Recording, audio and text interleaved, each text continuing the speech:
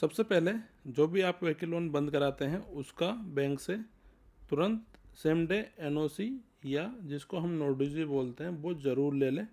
पहला काम तो आपको ये करना है।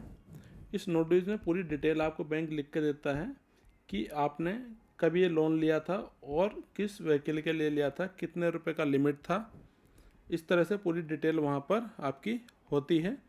तो ये आपको जो बैंक है वो अपने लेटर हेड पर लिख के देता है, इसको हम बोलते हैं नो ड्यूज़।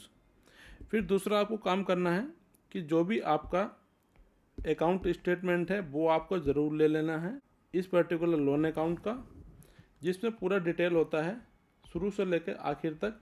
ये स्टेटमेंट आपको पूरा लेना है पूरे लोन टेन्योर का, यानी कि जब से आपका लोन खुला और बंद होने तक ये आपको ज़रूर लेना है स्टेटमेंट।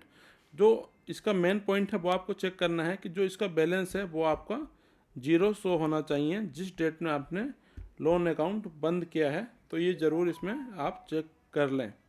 फिर तीसरा काम आपको करना होगा, जो भी आपका आरसी है, आरसी बुक है जो भी व्हीकल की, उस पर जो है बैंक का वो हाइपोथिकेशन होता है, यानी कि उस पर लिखा होता है कि हाइपोथिकेटेड टू पर्टिकुलर बैंक। इसको हम बोलते हैं hypothecation charge of the bank. तो जब आप ये लोन लेते हैं तो उसके टाइम पे जब व्हीकल आपका आता है तो आपकी आरसी पे ये बैंक का नाम लिख कर आता है, जो भी आपका फाइनेंसर है।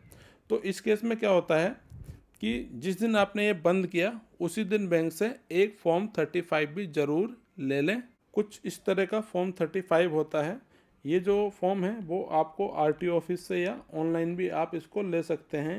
ये पूरे ऑल ओवर इंडिया के लिए स्टैंडर्ड ही फॉर्म होता है, तो ये फॉर्म कहीं भी डिफर नहीं होता है, तो सब जगह ही आपका फॉर्म 35 चलता है। इसको आप बैंक से साइन करा लें। ये साइन आपका डुप्लीकेट में होना चाहिए, यानी कि 2 कॉपी आपको इसकी साइन करानी है फॉर्म 35 की, जिससे कि आपका जो हाइपोथेकेशन चार्ज है वो यहाँ पर आरटीओ हटा दे। ये फॉर्म आपको आरटीओ में ले जाकर देना होता है, देन वहाँ से जो भी आपका आरसी है वो बैंक का चार्ज यहाँ से हट जाता है। तो इस तरह से जो भी है आपको फॉर्म 35 ज़रूर साइन करा लेना है उसी दिन। फिर अगला चौथा काम आपको करना है वो है कि जो भी आपका सिविल रिपोर्ट है उसमें ये लोन का डिटेल यहाँ पर हमें हमेशा आपका शो होता है।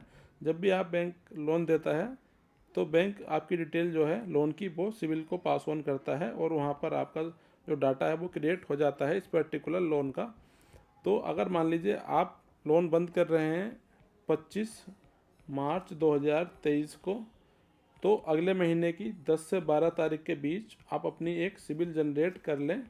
उसमें ये जो लोन का स्टेटस है वो आपका क्लोज होना चाहिए, क्लोज यहाँ पे शो होना चाहिए, यानी कि जो आपका अकाउंट है लोन वो बंद हो गया है और बैंक ने उसको सिविल की साइट पे रिपोर्ट कर दिया गया है। अगर ये सब ठीक है तो यहाँ पर आपका जो काम है वो ख़त्म हो जाता है।